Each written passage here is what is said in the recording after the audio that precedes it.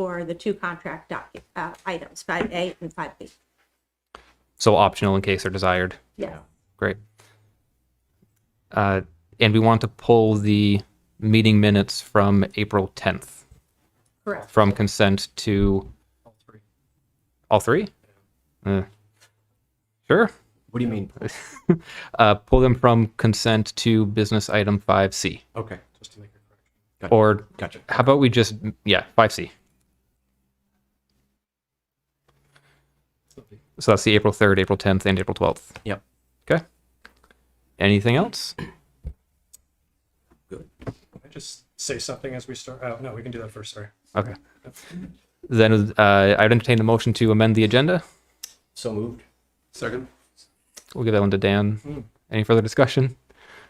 All in favor, please signify by saying aye. Aye. Aye. Those opposed say nay. So pass unanimously. Thank you. That will bring us into public to be heard. So this is a portion of tonight's meeting where if there are any members of the public who wish to bring something to our attention that is not on the agenda, then now is a time to do so. Seeing as how we have more people in the room than in Zoom land, we'll start off with the room. If anybody would like to address us about something that is not on the agenda, please raise your hand. Okay. Going out into Zoom land, is there anybody on Zoom who wishes to bring something to our attention that is not on the agenda? Not seeing any hands there. So we will move off of that and jump right into business item 5A, discussion and consideration of authorization of architect contract with ARPA funds and to Lincoln Renovation. Regina. All right, let me get to this memo. You had my chair all the time. There you go.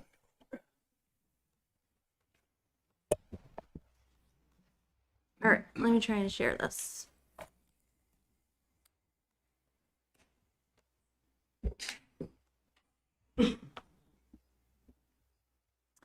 Okay, so essentially, the main purpose of this agenda item tonight is to consider a contract with Scott and Partners for architectural services. There are this is really, the intention here is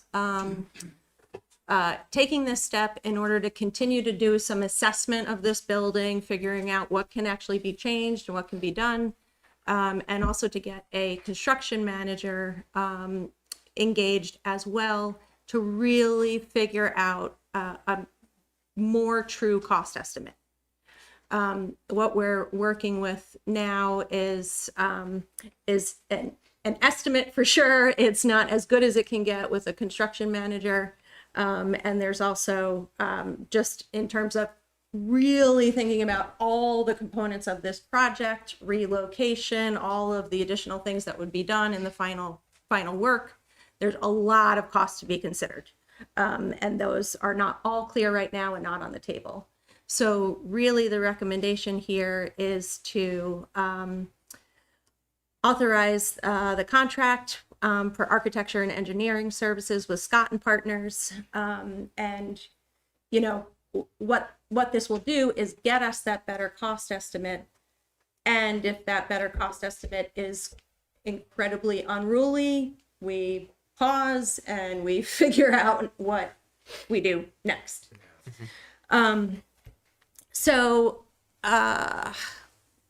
Also in this memo, there is a schedule and next steps. This is really like if all goes well immediately, these are the steps that we would take. What we definitely will do is issue a RFP and retain a construction manager, and then refine the plans and associated construction cost estimates. And that's the point there where we really sit with that and we think about what we do next.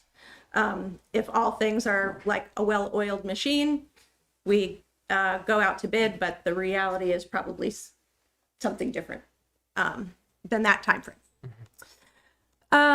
Then also in the packet, so folks have it, are the schematic plans as they are now that help meet a number of the goals that the council has been talking about for, I think, probably at least a year now.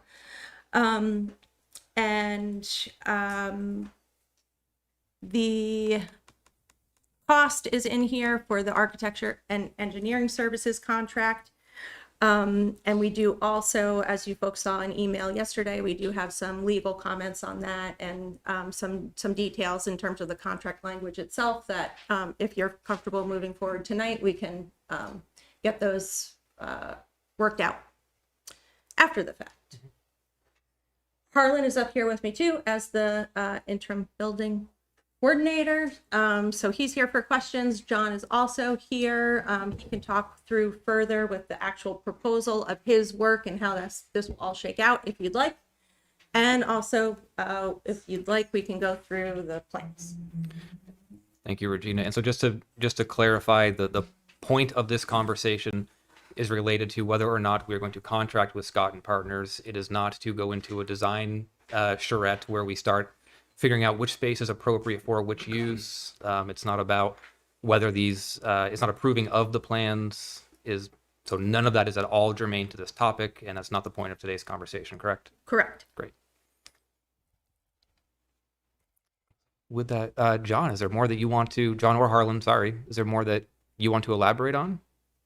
Excuse me. No, I think Regina summed it up pretty well. The thing is, we've been working with the village and now the city for 20 plus years on this building, and we all feel like we know it pretty well, although the nooks and crannies are fairly significant, and there are places still that, including the sort of the western section that haven't been that well documented in the past, and so we're discovering things all the time, and as we move forward, we just need to make sure that you folks are getting what you need. Working with Harlan and Regina so far has been awesome. They've conveyed program and staff comments, and so we feel like we're headed in the right direction. But until the formal kind of direction comes from you, we're kind of going to have to slow down a little bit, actually. So we've had the consultants in. They've started to look around and see what they have to work with as well. We feel like we do have a plan and an idea for an improvement to the entry, what is effectively the main entry off the back parking lot, which is relatively underwhelming at the moment. And we feel that without detracting from the rest of the public faces of the building, we can improve that entrance back there as well. So love to get some of the utilities cleaned up back there. It's not the best hardware to have sitting out there in front of your active front door. So those are the kind of things, as well as the feel and the sort of unique qualities that are inside the building already that we can hold on to, and we think we have a plan that actually tries to reinforce some of the beauty of those original detailing, like the arch and the entry on this side. So until we hear otherwise, we're happy with what we're doing. We think it's going to work out well. We have recommended a construction manager process to get somebody with real construction experience to look over our shoulder and make sure that we have all the bases covered. The contracting world at the moment is extremely competitive and volatile. It's not just building materials, but it's mostly, in fact, labor and the shortage of labor that continues to plague the construction industry. So trying to figure out what we're doing and how much it's going to cost really benefits from having people that are deeply connected to that end of the process. So that's why the recommendation for that is in place. We'd love to get them on board fairly soon, so that they can start to take a look at what the team is trying to pull together here and comment on the schedule and the cost. So that's what's on the table. If you have questions, I have not seen the legal review of the contract yet. It's a standard AIA contract.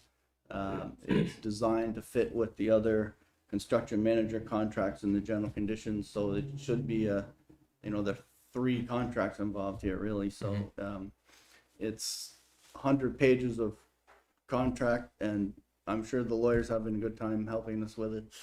I'm happy to go through that with them. I don't know if you guys need to go into that kind of detail tonight, but if you have any questions, I'm happy to answer. Great.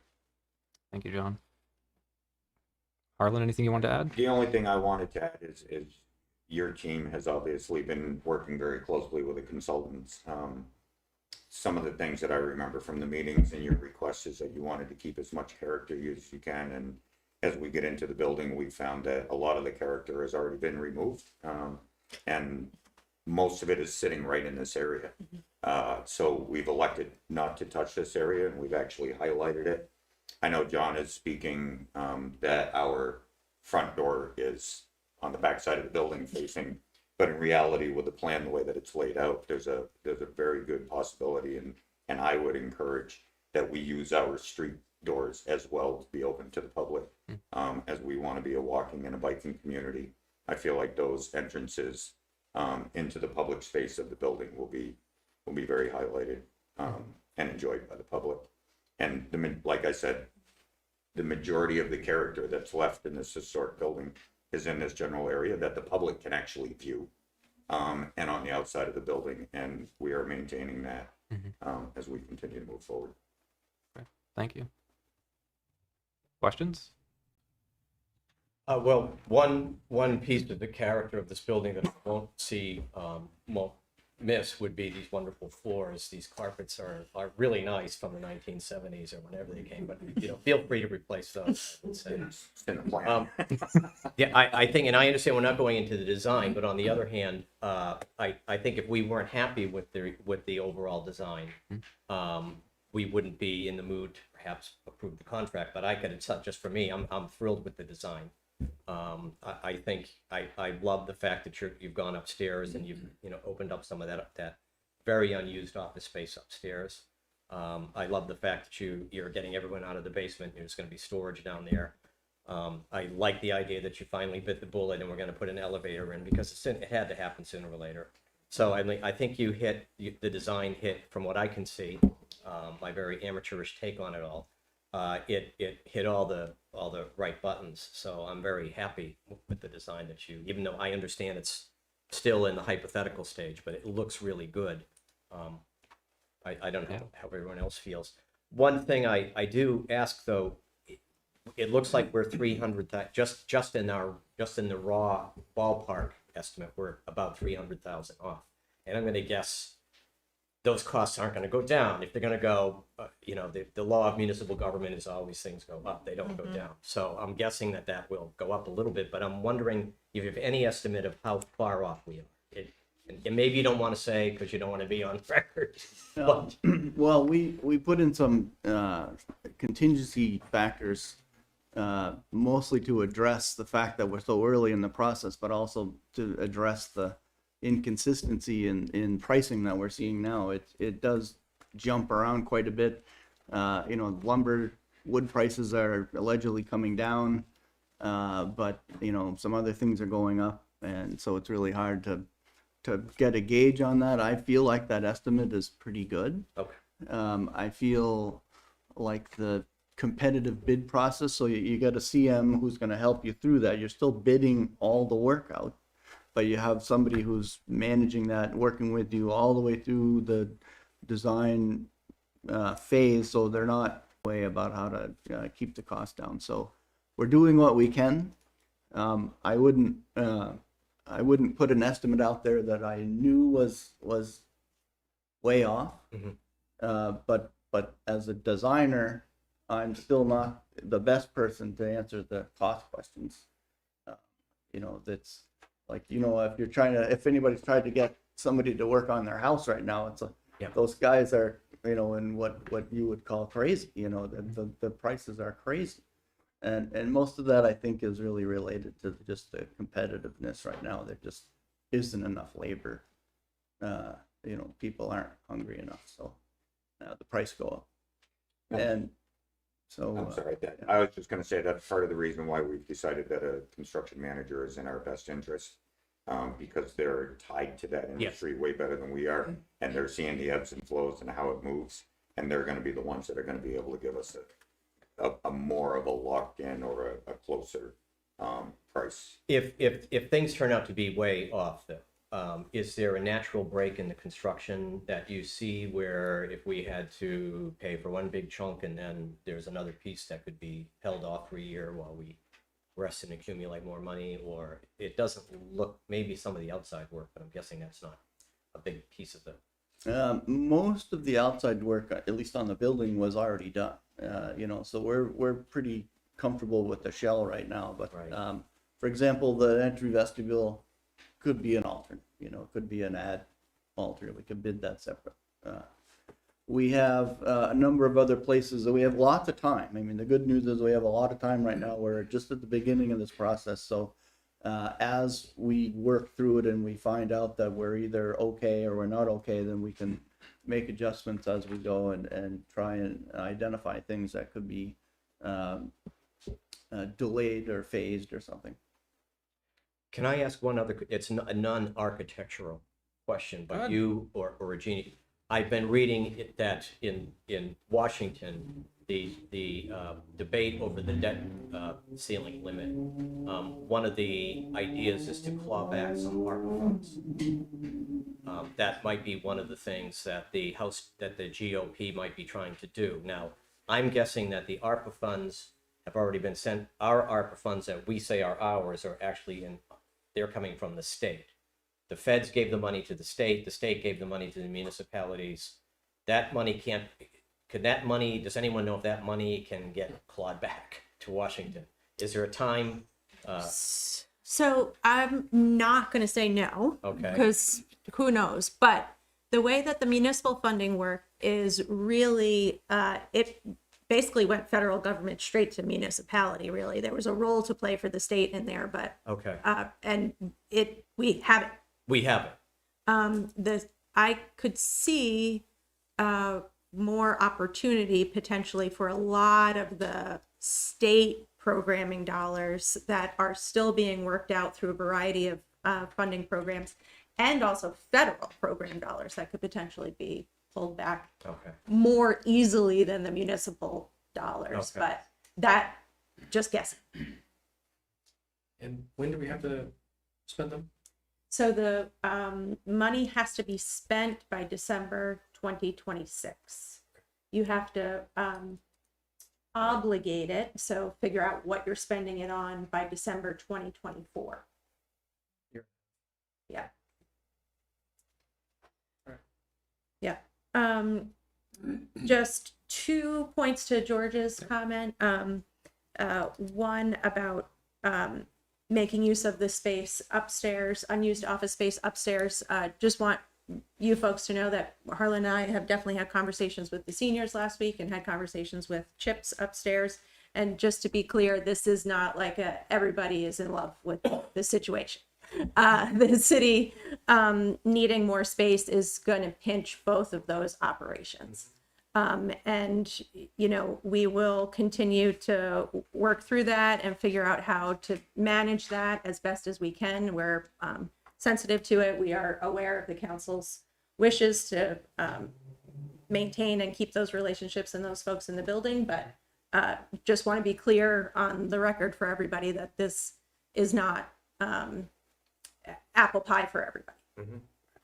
And you also reminded me of another recommended motion in this memo, which is you did previously authorize $40,000 for masks. We're not necessarily feeling like that's necessary going forward. So if you wanted to unassign that tonight, you can. Not a requirement, because we're not talking about spending the rest of this money anytime soon, but it's there for you if you'd like. There's one little piece I'd like to add to respond to. So you were talking about, is there a large chunk of it that we could do in a phase? And that tends to add more cost to the project itself. One of the things that we're looking at, and we've been talking with John and what our game plan is. So we know that we've got until the end of 2026, which we would prefer not to go that long. But we could, if we found out that the money is completely complicated, we can pause the project and we can change the schedule a little bit if we needed to allow the city council opportunities to think about other revenue streams or financing to make up the difference. Right.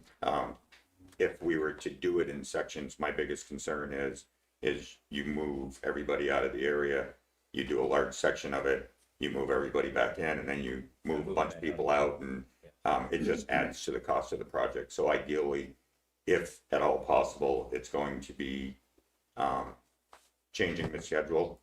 And there's, in my opinion, there is very few areas that we can scale back, but as John mentioned, there are a couple of areas on the aesthetics part of the building that we could change a little bit that would save us some money. Okay. Thank you. Other questions? Good. If there are no other questions, then we do have those two motions. Maybe start off with the first motion. Or if there are members of the public who had something to, questions on this topic, starting off in the room. Not seeing any hands. I don't see any hands in Zoom. Okay, you All right. want motion or? Yeah, please. I move that the city council sign $231,419 in ARPA funds for this project, authorize the contract, and authorize the city manager to execute the architect and engineering services contract with Scott and Partners for an amount not to exceed $231,419, pending legal review. Also, to include, I move that the city council, right, can we Go have ahead. this Make it a paired two-part. with it rather than two separate ones? City council unassigned $40,000 in ARPA funds for mass that was assigned by the city council on 1/25/2022. Thank you, Dan. I'll second both motions. Thank you, George. Any discussion? That's pending our attorney's comments being received positively. Yes. Okay. Did you feel, you don't feel, I don't feel a need for us to go look at the attorneys to debate the attorney's comments. We're not planning to do that tonight, right? I wasn't planning on it. Okay. If there's no other comment, all in favor of the two motions, please signify by saying aye. Aye. Those opposed say nay. Great, so that passes Good. unanimously. Thank you all. John, thank you as always. Harlan, thank you as well. Good job. Making progress on that one. I'd like to thank our two departing council members here for their years of service. That come later. We'll bump into each other on the bike path, John. And so next we have business item 5B, a discussion consideration of IT segregation and managed service contract. Yeah, so let me get there. A lot in this packet.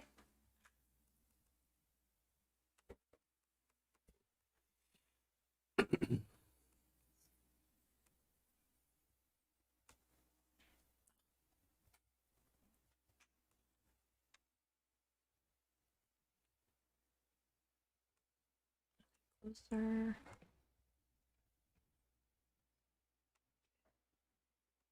Closer still. I remember calling in my early days, I wrote down the PDF page numbers for myself. 83. Ah, thank you. You're welcome. I didn't want to assume. I didn't want to shout it out.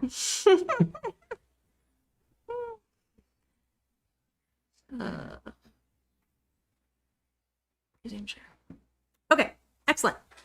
So we also have some open approach folks in the room. So I don't know if one of you wants to come up and sit here at this table, or like a few of you could come up. We've got some spare chairs. And we also have some meeting food.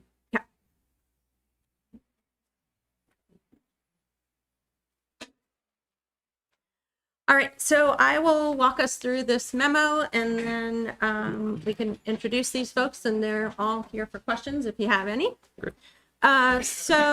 Essentially, the city needs to migrate off the town's IT system by July 1. And I've included the RFP process to date. I think everybody's fairly familiar with that at this point, but just to keep it in the record. So at this point, we are ready to recommend that we move forward with a contract with Open Approach for segregation from the town's IT system, as well as managed service contract for FY24. Open Approach has prepared a scope of work and cost proposal for both of those two projects. And we also have a managed service agreement as well. Also, you folks saw yesterday in your email the legal comments on the managed services contract. So again, if you'd like to go into executive session to review any of that tonight, we can do that. And essentially from the local option tax in FY23. So we are set on that side of things. I've got put in the local option tax spreadsheet from the budget in there for you. And then the managed service contract, as we put the FY24 budget together, we definitely said that the IT budget is probably the most unknown at the moment when we were putting that together. We have about 125,000 budgeted for everything that's covered within this managed service contract. And the managed service contract is closer to 166,000. Again, that will fluctuate throughout the year as folks come on and off for the licensing and different pieces of that. But it is about 40,000 shy. We anticipate that we probably will not hire all new staff immediately on July 1, and so we may have some cost savings for that. And we also don't want to continue to use the local option tax. Definitely thinking back to George's remarks at the last meeting that we really want to keep that retained for capital and for rainy day funds. But it's there if we really need it to make ends meet as the year goes by. So our recommendation at this point is to authorize me to move forward on both of these contracts and pending legal review, but we've got that review and it's really pending working that out. Yep. And in terms of just level of urgency with this, given phase one needing to be completed, so phase one being the migration from the town to now the city, and being able to have those services be segregated and separated, needing to happen by July 1, there is a high sense of urgency, as every day that goes beyond this would be another day of delay. So we need to resolve this tonight. Correct. Okay. Yes. And I'll No pressure. Yeah. I'll just add that it, as is going to involve a lot of off-hour time, and we are running out of off-hour time. Right. Right. So, urgent questions?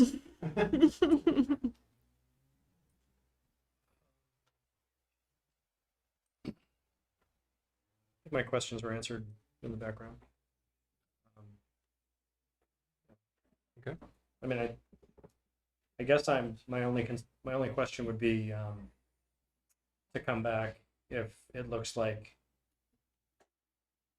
the legal issues can't be resolved or there's trouble, which I think would probably happen.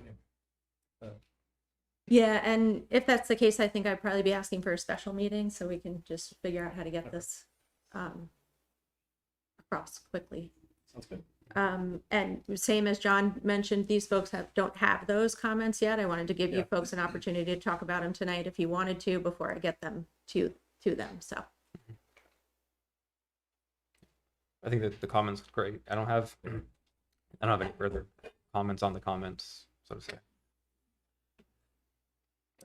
Amber, see your hands up?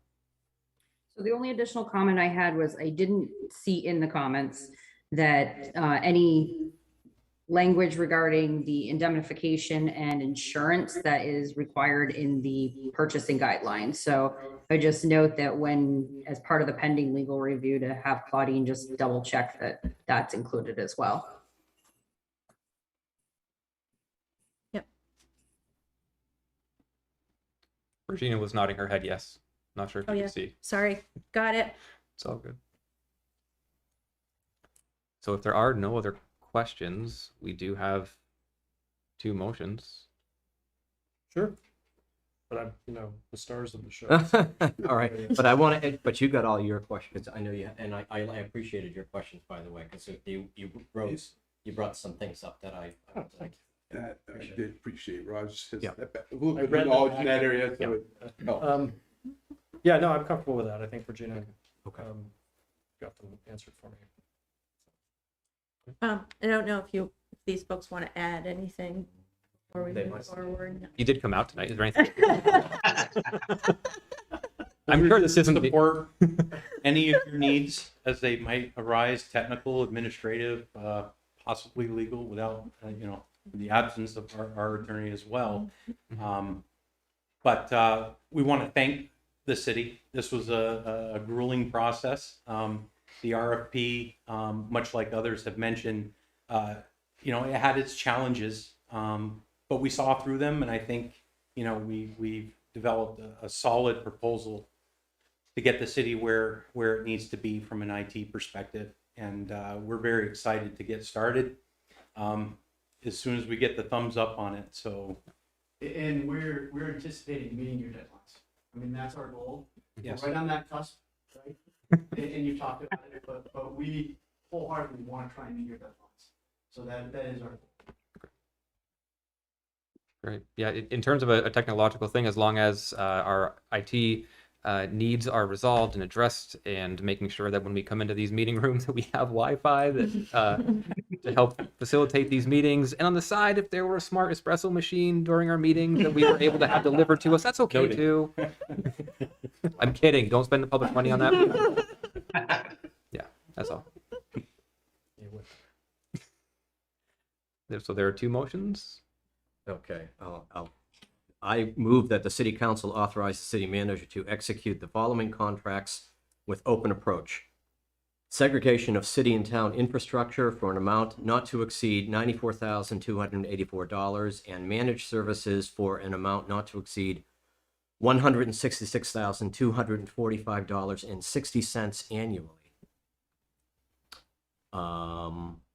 And on the second motion, I will move that the city council authorize the city manager to execute the contract with open approach for segregation of city and town infrastructure for an amount not to exceed $94,284 pending legal review. Thank you, George.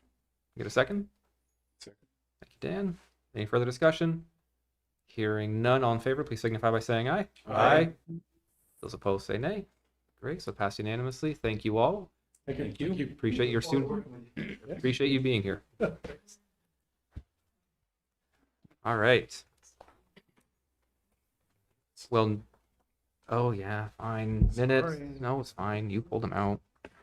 So going on to the minutes of 1st April 3rd, or is it just one comment in general for all of them? I think I'm trying to find my notes. Last meeting, a resident brought up the fact that while we knew who was in the meeting and spoke with her, the minutes did not reflect her name. She had joined by Zoom with her initials. So that is, just trying to find the spelling of her name. So one thing on that is how someone chooses to present themselves on Zoom is something that they can control. So we see, for instance, Ken's iPhone, Chris, and if we may know who that person is, I would say making sure that it's not our responsibility to make sure that somebody is identifying themselves in the way that they want to be identified. If somebody participating on Zoom wants to be identified in a certain way, they should go into the setting, they should change the name so that they can be identified in the way that they want, and not have it be a requirement that a minute taker know who Erna's iPad is or iPhone 2. Right. And I think it's the same method, folks that joined us tonight hopefully signed a piece of paper by the door. And if you didn't, please do. Thank you. So we know who's here, so the minutes can reflect it's the same thing. So the minute taker is also not in the meeting. Right.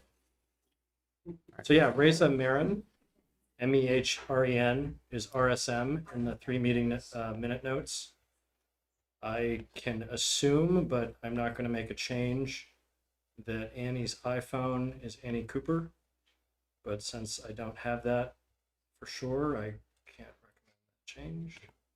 And I don't know any of the others that are innocuous. So in all 3, I think RSM appears, so that's Reza Marin. So are you asking that we change that, I'm or are asking that we you? change the RSM to Reza Marin, and that's Mehren, I believe. That's what I checked. I suppose if we want to do it this one time, I'm okay with it since you're bringing it up. I would just request moving forward that it be upon the community member to change their name I to don't disagree. broadly, so that it be changed and how they want to be reflected. Agreed.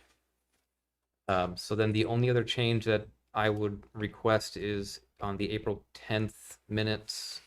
It said that I called the meeting to order, and I did not do that. That was our moderator, Steve Eustace.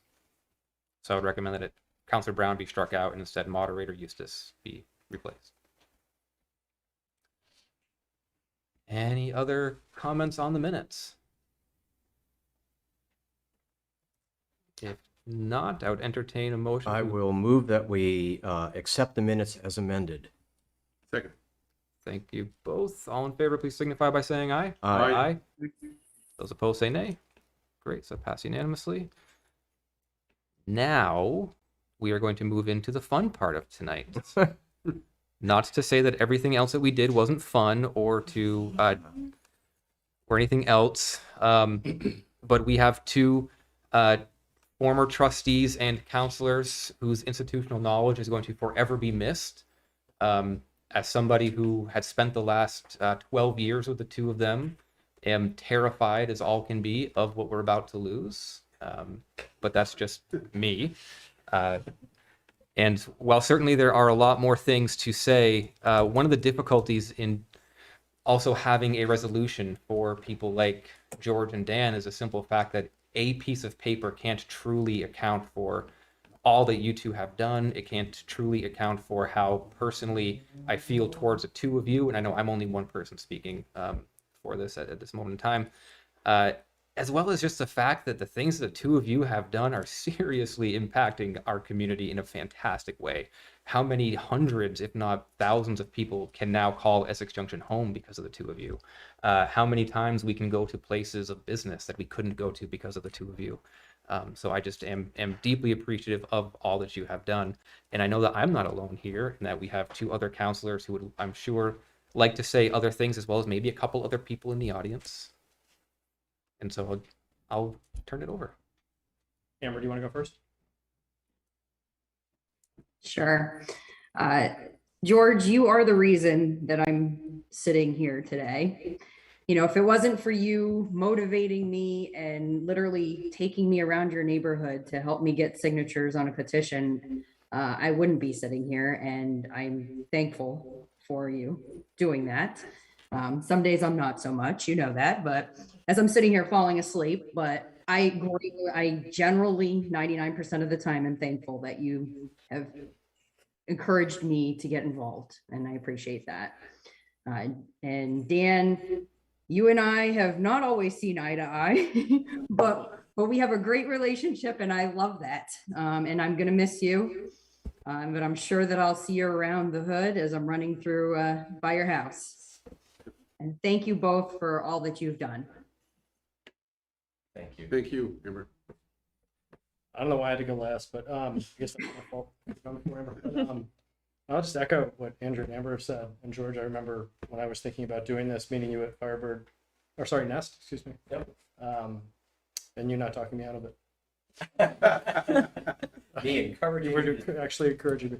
And I really appreciate that. It's been a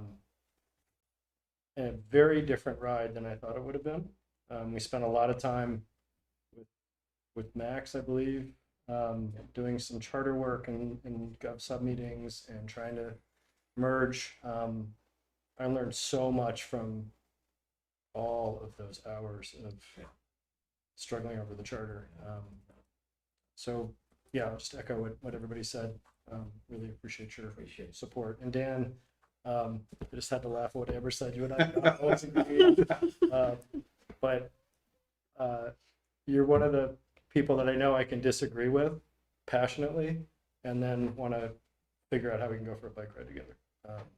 So look forward to you having more time and getting out on the bikes with you and seeing you outside of here. Definitely.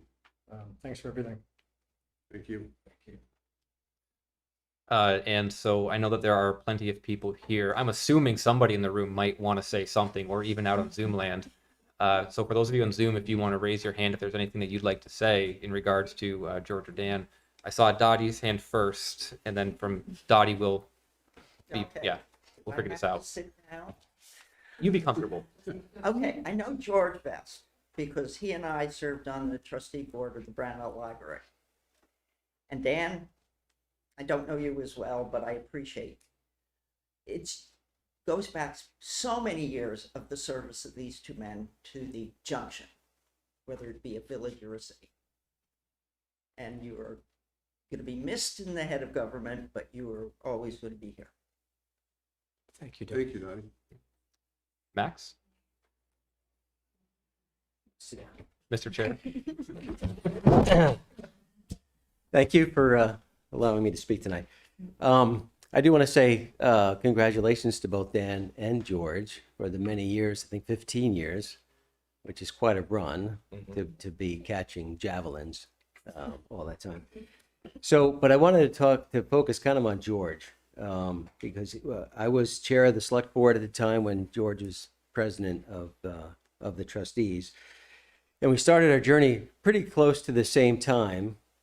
I only could hang in there for 12 years. You went the whole 15. But we rolled up our sleeves and worked together when the town and the village were closely working together on a bunch of projects. And it became abundantly clear to me that George was committed, hardworking, rather intelligent. And the thing I admire most is his sense of humor, which even during when we were working and things would get tough, he'd always find a way to make you laugh. And that was important to me, and still is. We probably worked hundreds of hours together, actually, and became good friends. And even though I've been off the board for 3 years, we're still good friends, and we actually meet pretty much every week to chat. There is one moment that stands out for me, and that was back a long time. It was about 8.5 years ago. It was, to be exact, it was October 20th, 2014, and that's when IBM announced that Global was gonna take over, and it was a big deal, obviously. And the governor at the time was Peter Shumlin, and he called a news conference. And George and I said, let's go there. So we put our jackets and ties on. We just want to sit and listen. But we got there, and somebody told the governor that we were there, and that come up and say a few words. And that's really not my style. I'd like to at least prepare something. But we got up there, and nobody booed, nobody cut the mics. But I do have actually a picture I want to give to George of that day where the two of us were up there, talking about the situation. And we had Lieutenant Governor Phil Scott was there. The mayor of Burlington, Muriel Weinberger, was there. Jap Smith, the Speaker of the House, and a couple of senators were there. But anyway, I wanted to give this. You can hang it or not. You keep it private. But I thought it kind of represented the, sort of the work we did together and through thick and thin. So I do want to thank you for your many years of service, and particularly for your friendship. Max, I remember it well. And one thing you remember, about 8 months before that, someone from IBM came in here and offered us do you want to take our water treatment plant? Yes. We'd like to take our water treatment plant. And Max and I, and Dennis Lutz and Pat, we all got together and say, why is IBM giving us their water treatment? What does that mean? And we didn't really want it, and what would we do with it? And then that began a whole year of intrigue and mystery. It was like the mystical journey, like where are we going? And then to our horror, it finally dawned on us, that means they're leaving. And what's going to happen? But I think it was just through our angst and our sweat and our determination, even though I don't think we actually contributed to the decision at all, but somehow We tried. it moved some kind of a mystical force, and Global Foundries came in at the last minute. So I remember at that meeting, because we were thinking, we were greatly and profoundly relieved that we weren't going to be having this gigantic hole. This huge loss. Yes. Yeah. Yes. So, may have Thank you so much. Thank you. Thank you. Thank you.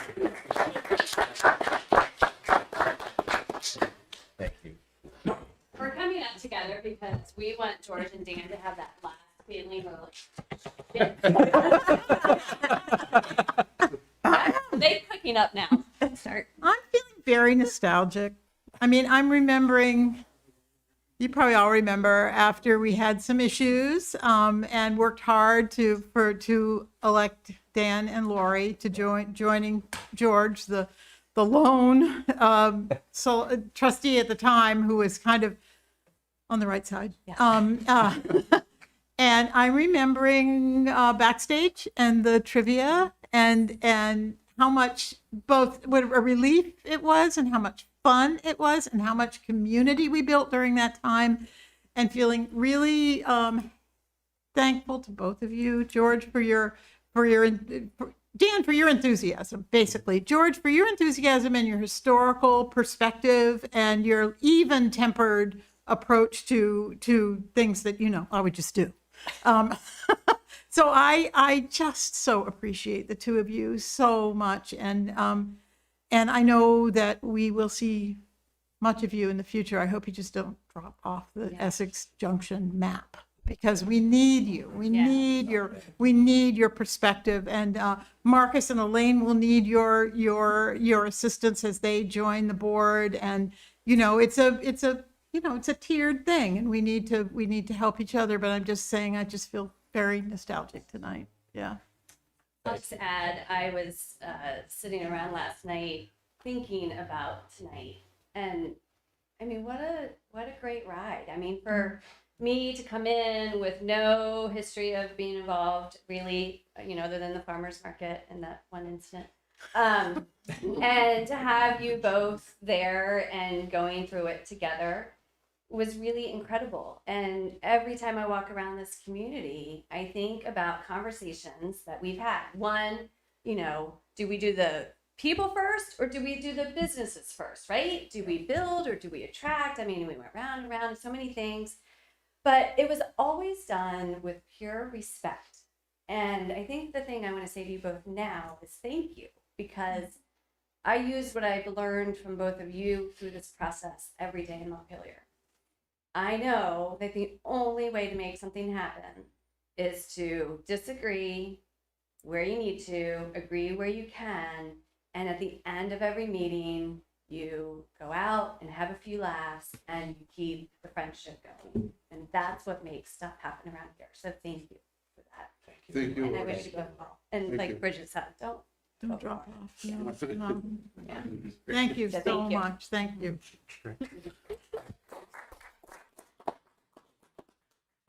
So we've got Tim and then Elaine online. Good, I get to go before Elaine. Those of you who don't know me, I'm Tim German. I'm the guy who kept the legislative seat warm for 12 years, waiting for Lori to get there. And that's really paid off also as a trustee. And I also, I have so many thoughts. Well, just being in this room, I'll save the Lincoln Hall for last, but I want to mention something. Max talked about the meeting with the governor, and that jogged my memory that the governor had come up to me at that meeting in the morning and said, I don't know anything about IBM and Global Foundries. What should I do? And I said, well, George and Max, they love to talk, so just call on them. So that's how that happened. That's how that happened. Now, for all the times you've been in an argument with Dan and you say, who's the guy that made, who was responsible for having this guy run for trustee in the first place? Before that, it goes back to when I was on the planning commission with Elaine, Ralph Safford was. With Amber's father, I believe. Amber's father, Mark Tebow, was on the planning commission. But this gentleman here is responsible for all that. That goes back 18 years ago. Well, I'd go home from a meeting and Dan would call me and start complaining about something. And I said, when are you going to stop complaining and run for the board? So he did. And George actually took my seat. I didn't do half the time you did. I mean, be serious for a second. It just, the two of you have just been wonderful. I mean, all of you have done a fantastic job. And I feel so blessed having been able to serve and then to leave both jobs that I had here in just wonderful, wonderful hands. It's amazing. George, you and I had so many conversations over the years, and going back to the beginning of all the village town stuff. So it's really, I was so excited that, Andrew, thank you for telling me about this, asking me to come back for this occasion. And I do want to say, just in context of this whole thing, because I was on the Historical Society, still am, for so long, this building, and really this room in this building, is the beating heart of the city of Essex Junction. It has been for so many years. In 1942, Had Drury was the village president, and the building was pretty much falling apart at that time. And he wrote a story afterwards, which really touched me. And he said that he was walking by the village cemetery one night, and he heard a voice talking to him, and it was Abram Stevens saying basically something like, the building that I built is falling apart. What are you doing about it? And then he went on to say that that's what got the trustees going. And that, I think the first renovation was then. And there's been several since then. There will be several more after this one. So I didn't say it during that discussion, but this is one of the most important things, keeping the history of this place alive. It really is right here. And this building is so important to the history. So enough of that, but it's really been, I'll always feel connected here, like this is my home, but you guys, the work you did, it's stunning to me, how many hours you put in. And I think in some ways only somebody who's done it can appreciate all the work that's done. And I think it's much harder in the time of, I started before the era of social media. I mean, if people wanted to talk to you, they'd call you, you'd have a conversation. Now it's much harder because it's just, really quick stuff on social media, usually angry or frustrated. And that's really much harder to deal with. So thank you all for doing this, and keep up the good work. And I hope to see more of you guys after. Thanks for getting us involved, Jim. Okay, thank you. Thank you, Tim. Go ahead, Elaine. Thank you, Andrew. So Dan, you and I go way back on the Planning Commission, and we always seem to connect the most when it comes to planning, and we've been on CCRPC together for so many years. I really just have enjoyed every minute that I served with you as a planning commissioner, as a village trustee. You have always been a voice of reason and common sense, and often see things in black and white when all I could ever see was gray. And I know that we definitely we had our moments of, I remember one particular shouting match where we were angry about the library for some reason. I have no idea what it was. I don't remember. But we went out to McGillicuddy's afterwards, which is what our board did, because we were respectful colleagues first, and then we did the business, and we had our disagreements. And I always used to say, I've said this to people many times, I always felt that the village trustees and the city council were like a bubble, because I see so many other municipal boards in other towns just imploding with dysfunction and unhappiness and inability to get along. And that has never once in my memory affected the village trustees or the city council. And that's because of the two of you largely.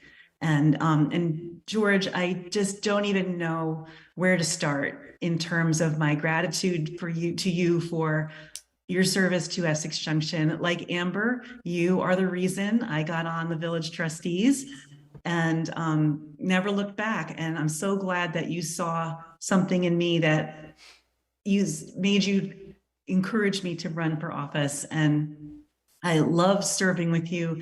And I really do want to call attention to the whole period of time of were we going to merge? Would we separate? Would we merge? And all those years, you probably have an honorary PhD in municipal charter law and, have written what? I think you've written 3 or 4 charters at the 10, that's more accurate. So I cannot ever underestimate or overstate the help that you were when I was the chair of the select board and we were going through some very difficult times. And what you did to help Essex Junction when we all decided to come together and try to separate. Dan and George, both of you and everyone on the board was just astonishing in the effort, the motivation, and the hard work that we all put in. And I think we would not be where we are today without you. I don't think that's a stretch at all. So we're going to miss you so much. But I intend to keep track of both of you and follow you around for your institutional memory. And I don't want you to go away. Don't ever go away. And whenever we go to McGillicuddy's after meetings, we'll save a bar stool for both of you. Okay. Thank you so much. All right. Thank you, Elaine. Thank you, Elaine. Hi, Greg. I stood up early. I didn't come here to say anything, but no surprise, I have something to say. But I came to applaud, so that's what I was planning on doing. But 2 things came up that I wanted to mention. First, I would like to thank both of you and perhaps the rest of the board for fixing something that I tried to save 25 years ago when I was on the board, because I couldn't believe we were going to put vinyl siding on Lincoln Hall, an historic building, and we did. I tried, but I didn't succeed to keep that off. But you fixed it. And every time I'd go by here and watch those guys pointing the bricks and fixing it, I said, thank you, because I couldn't get that done. So you guys get a lot of credit for that. Thank you, Dan. Thank you, George. The second thing, Max opened up a can of worms with that. And it's interesting if 5 people, and I think at least 5 people here were in the room at the IBM Global, and it wasn't a sale, it was a transfer, as we all know, because Global got $2 billion for taking it, as I remember. But so Tim was in the room, and so we weren't invited, right? So they didn't think to invite the people that hosted it. So we went down, and I didn't know the part that Tim just told, where he had told the governor that you guys knew what was going on. All I knew was we walked in, and I'm saying, we need to be part of this. And immediately you were drawn upstairs and found yourself in the middle of the fray, as I remember. Yes. And then you came down. The great thing for me was the room was full. It was the governor, GBIC, all of those people. Everybody was there, including the mayor of Burlington. And I often go, why? But whatever. And there was a lot of press. There was more press in that room at that moment because this was a huge deal for Vermont. And who did they want to talk to? They wanted to talk to you two. The press had questions for Shumlin, for Max, and you. Well, we were the best looking guys in. No, yeah. You were the people on the ground who knew what was going on, and it didn't take them long to figure that out. So thank you for doing that. I just thought that was a phenomenal moment. And I saw it a little differently because Max and George are too what's the word I'm looking for, modest to talk about the impact they had at that key moment in the state's history. So Thank you. Good. Thank you for your service. Thanks, guys. Thank you. Thank you, Greg.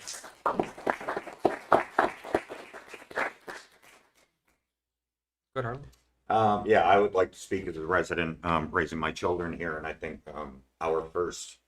my first meeting with George was, I was very active going to school board meetings, and then we ran into a bump in a recreation issue that was going on.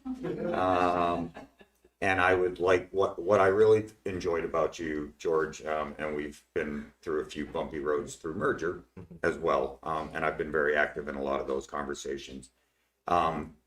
You were very even keeled through it all. I always felt like you were listening to the public. You wouldn't so much change your mind, but you were very good about finding that center ground to really move the community forward. And I really appreciated that about you, and I really want to thank you for that. Dan, if I remember correctly, I was actually going to run for trustee at the time that you did, and because I was working for the school district at that point, and I was a little concerned about conflicts of interest at that point, I had stepped away, and you had stepped in shortly after that. What I really appreciate about you, George, or I'm sorry, Dan, in these small boards, I always worry about getting a board that thinks completely alike, and sometimes will not listen to the community as a whole. And you were a different voice, and you were a different enthusiasm for this community. And we've had many conversations. I've been very fortunate to bump into you throughout town, and we've had some great conversations about this community, and you really cared. And you were a different voice. You were the devil's advocate in some conversations, and I really appreciate that about you. So thank you for all the years that you guys put in and all the bumpy roads you went down. And I appreciate everything that you've done. We're a better community for it. Thank you. Thank you, Harlan. Thank you.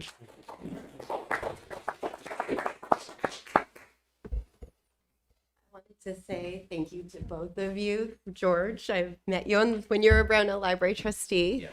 And I think one of the first times I went to a meeting and I was demoing the Koha system, you had just great, thoughtful questions, and they really have never ended. And I've just seen you grow into, you were the village trustee president, and now you're retiring from your role. And Full arc. it's an arc, but you're going out, which is wonderful. And Dan, I've really appreciated your perspective on the board ever since you've joined, and your law enforcement perspective has been so important to keeping us safe at Brownell and the community. And I really appreciate that. You both have been such, this community has grown so much under your guidance, and it's such a good way. And you're always so thoughtful about the people that live here and their monies being invested in. And it's something I've really taken to heart over the years. And just listening to all of the perspectives and really coming out with that, like, what's the best for the community. And so I really just wanted to say thank you both very much for your work and volunteering and guidance and really growing this community to what it is and will be in the future. Thank you. Thank you, Wendy. Thanks. Appreciate that. Others? I know that there are a couple of voices from people who couldn't be here, one of which, Pat Scheidel, has a very important dinner date tonight that he cannot miss and completely understand. So he does send his regrets to both of you for not being able to be here. He's looking forward to the next Bud Light with the two of you. Okay. And wishing you both well in your next steps. Another being Jim Jutras, who, being a couple states away, unable to be here, he did provide something that I'll go ahead and read. So bear with me here. Trustees to councilmen to citizens, this is a progression for Councilman George Tyler and Councilman Dan Kerin as the new City of Essex Junction moves forward. They hand over their leadership positions in Essex Junction unique adventure. Their efforts for the community were not always what they had signed up for. Regardless, they persevered in their work with an open mind and open ears, and always working for the greater good of the community. No matter what the topic might have been, George and Dan provided help and support in the Essex Junction policy and management process. Both have been the first to step up for tasks or assignments while stepping aside to give another trustee, council member, or community member an opportunity to lead. Both are community leaders with the determination to do the right thing. This has been the key to their success. Their energy and ideas made the staff work more enjoyable. Each engaged in policy discussions with their own opinions. More importantly, they actively listened and took part in the process of working for the community and working with staff for the best outcome. There was support without micromanagement of the implementation. In recent years, most meetings had a full agenda, sometimes requiring much time for public input. Regardless, the board always made time for operational needs. He specifically recalls one time where there was a packed agenda and seemingly no time for additions. There were procedural requirements for the wastewater facility where time was of the essence. He was given 5 minutes in front of the board by the manager at the time. The board accommodated 4 actions in that short time, with most of the motions by George and Dan. We got it done, and it took a few seconds more than the allowed time because of a question for clarification. Both George and Dan have followed through in their community positions as trustee and councilman. Most importantly, they have been directly involved with the transition to a city council form of government. With their tenure and their legacy as community bridge builders, they are leaving a challenge for those who replace them. Good on you both, George and Dan, for a job well done. I wish you the best of luck in your newfound time in the city that you both helped to build. You can both move on with heads held high and with community admiration for a job well done. George, no shovel was needed. With congratulations and appreciation for your service to the Essex Junction community, James Jutras. That was very kind. Very kind. Yeah. If there are no other comments, we have Amber, would you like to go ahead and read a resolution? Yeah, would you mind putting it up on the screen for me? Yeah. Regina? Just 1 second. Sure.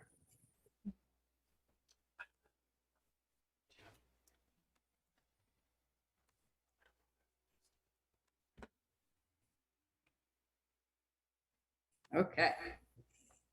So whereas George Tyler was elected to the Village of Essex Junction Board of Trustees in 2007, and whereas during that time, George held the role of President of the Essex Junction Board of Trustees from April 2010 to April 2019, and whereas since that time, George has served on numerous committees while serving as a trustee, including the Essex Junction, Essex Town, Williston Tri-Town Commission, the Essex Junction, Essex Town Joint Stormwater Committee, the Cirque Alternative Committee, the Essex Junction, Essex Town Subcommittee on Governance, and the Chittenden Solid Waste District Board of Commissioners. And whereas George will end his term as a city councilor on April 30th, 2023, concluding 16 years of dedicated service and leadership to the village/city of Essex Junction. And whereas George helped guide the Essex Junction Board of Trustees and Essex Town Select Board through a sustained governance change effort that ultimately resulted in the establishment of the city of Essex Junction as a fully independent municipal government. And whereas George helped bring the Crescent Connector project from the planning stages through the approval process, and whereas George helped guide and support Essex Junction's assistance to the Champlain Valley Exposition to secure federal funds for the rebuilding of its Pearl Street entryway and facade. And whereas George helped acquire the Park Street School for the Essex Junction Parks and Recreation Department. And whereas George helped Essex Junction acquire an easement on NECR property between Central Street and Grove Street to create the multi-use path. And whereas George helped coordinate the Design Five Corners downtown strategic planning project, which was subsequently incorporated into Essex Junction's land development code. And whereas George led the trustees' efforts in the $15,230,000 award, winning the rehabilitation of the wastewater treatment facility, and whereas George helped establish Essex Junction's Capital Project Committee, Tree Committee, and Bike Walk Committee, and whereas George's influence on downtown redevelopment and community has welcomed hundreds of new community members and many businesses, and whereas George has welcomed and mentored public officials in being an open and a collaborative community leader, and whereas George's positive influence and impact on Essex Junction will be realized for generations now, therefore be it resolved that the City Council, on behalf of the staff and citizens of the City of Essex Junction, hereby extend our most sincere appreciation to George for his commitment and dedicated years of service to the residents of Essex Junction. That was a long one. Congratulations, George. Couldn't have done just a little bit more. I know. I think I don't have a prepared speech, thank goodness, right? But I think maybe the dates are the opening. I think you were president of 2000. It's a little early. I don't know. Well, we'll figure it out. I don't know. These things, we can figure this out. If I could just say one or two things, though, I decided I didn't want to make a prepared statement, but I wanted to go through my thoughts. First of all, I feel very strongly to Elaine's comment. I think the bubble, even though it is a bubble of congeniality and fellowship, I think the bubble will continue. I'm very confident in Marcus and Elaine and the three councils I'm leaving behind. I think it's working with the staff, and I think you know this. I discovered what a tremendous group of people were assembled here. Competent people like Ricky Jones. I mean, everyone I've encountered, Wendy, Brad Luck, everybody that I've worked with, Jim Jutras, down through the years. I'm sure I'm leaving a lot of people out, but when I realized that I could help them by understanding what they did and getting and how they served the community and being supportive of them, how much that benefited everybody. Really helping them do their job and knowing when to back off, but also appreciating what they did for this community. Tremendous, tremendous people, and that legacy, I haven't gotten to know some of the new people as well, but my gosh, they're just tremendous, tremendous staff. Rick Hamlin in the back, tremendous people. I want to say all of the managers I've worked with, great people. Dave Crawford, Pat Scheidel, Evan Teach. I am leaving very, very capable hands. I've known Regina for a long time and was so thrilled that we were able to steal her away from the regional and the time was right. I guess there's something there's a pattern here of me encouraging women to do, but for good reasons, always good reasons. But I just want to finish on one final note about the trustees and now the city council. I think the words really touch me, that we can disagree and we can argue, but then we can all go out and have a drink afterwards, or go out and just be friends afterwards and never really take it personal. And this will sound like I plagiarized it from a Hallmark greeting card, and I probably did, thinking it's mine. But for Elaine and Marcus and for the three sitting city councilors, you're bright people, you're stars, but just keep in mind that you all shine much brighter when you shine together. Okay? And the other point is, if it's not fun, if it's not interesting, then it's time to hang it up and do something else. Yep. But I just can't thank you, all of the staff, all of the people I've worked with, and the entire community of Essex Junction. Fundamentally, it has just been such a privilege. I'm going to get a little teary-eyed, so I'm not going to go there. But it really has been a privilege to be part of this community and be able to be engaged with it and involved with it in such a wonderful way. Thank you.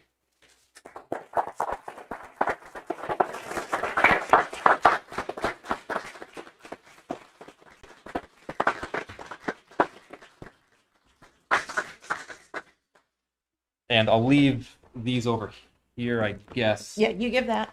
But George wanted to give you a plaque and recognition for all of the years. Thank you. Yep. That's nice. You gonna get one? So you'll get these two, but this from Public Works. Both get a T-shirt, and this just from the city. Thank you. Right, your next few days. Okay. All right. And so next. Yes. Okay. All right.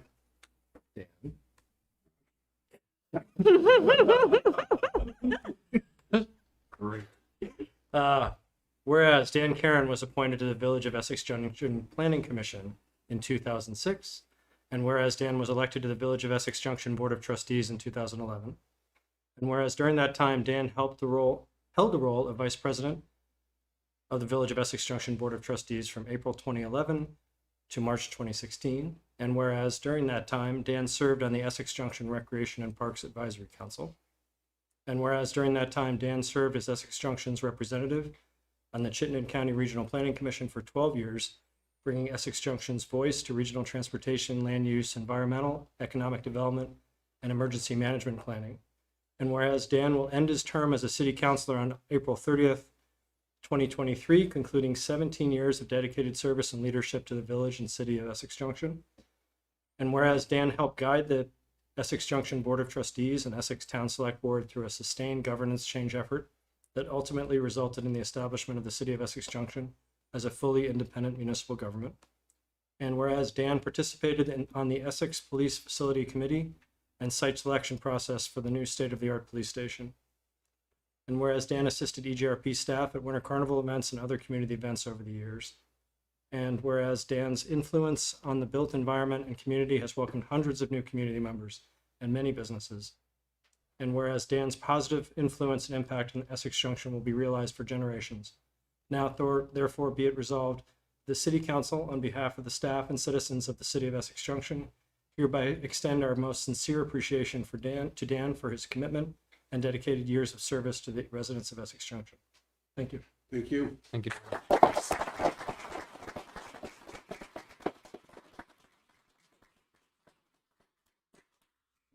Well, like I said at the beginning, Tim German was as much as George mentored many people in this room and brought them into the public light.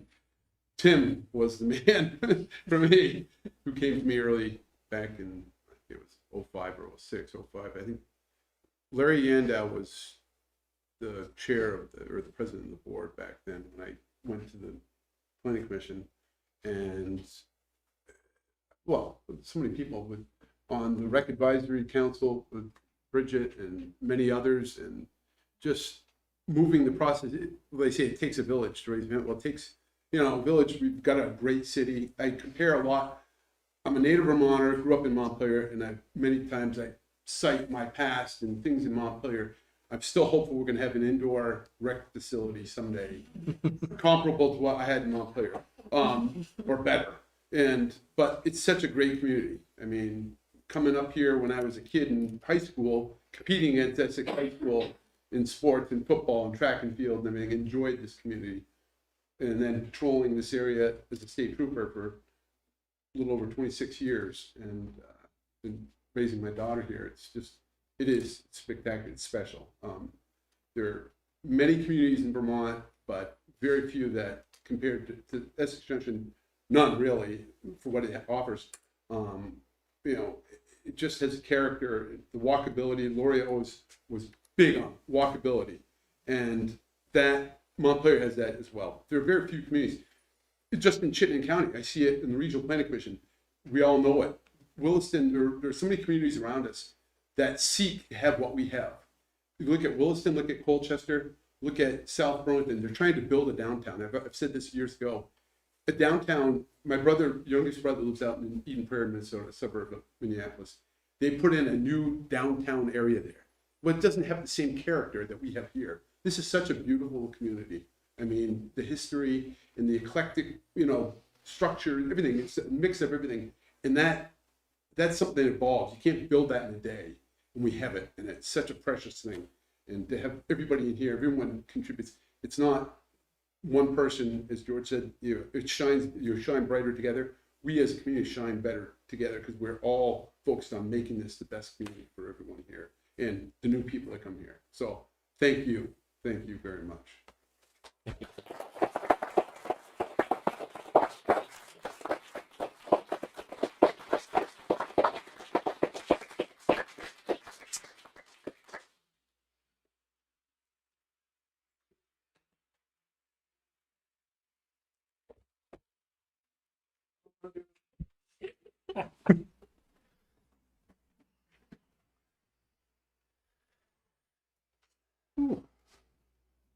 All right. Can I say one more thing? No, you're done. There's one person in this room that I would never have dreamed, and I in my nervousness, I left her out, in Susan McNamara Hill. My God.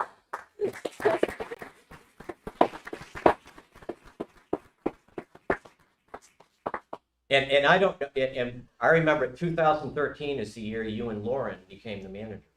That was a wonderful year. We all learned something about municipal government. And the other thing about Susan, when it came time when we were consolidating, you took that on. I mean, you just took that on and took it over, and everyone in the town immediately loved you. It was fantastic what you did. So I really appreciated everything you've done. Thank you so much. Well, unfortunately, we have a couple last things to do. Dan, George, thank you both again. Thank Hands you. down. So we have a consent agenda. Question, are we meeting about the emergency management plan after this or no? Nope. I move you approve the consent agenda. Second. I had a couple questions about it, but maybe we can connect that. I don't think they're going to require reapproval. I think it's just names. Okay. So, all right, Yep. good. Second. Any discussion? All in favor, please signify by saying aye. Aye. Aye. All opposed, nay. Any other councilor manager comments?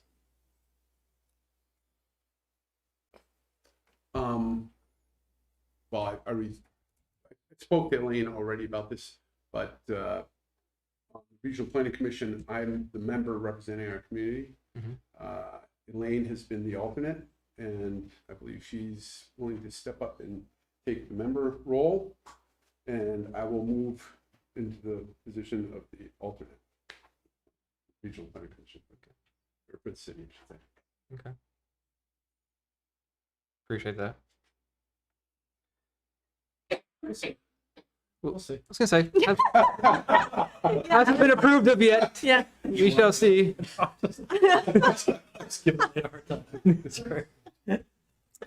So then, before we head on out, this was not on the agenda. I just have one final motion. I would go ahead and make the motion that the City Council recognize George Tyler and Dan Kerin as honorary council president and vice president for the rest of this meeting. Any further discussion? What does that mean? It means you're going to see us out of this meeting. Okay. Any discussion? All in favor, please signify by saying aye. Aye. Those opposed? Too bad. George, Dan, it's your meeting. Well, I would like to hear a motion. I'd like to entertain a motion with that we adjourn. I move we adjourn. I have questions. Second. Any further discussion? Amber, come on, say something. No? No. All in favor? Aye. Aye. We are adjourned. Thank you. Recording stopped.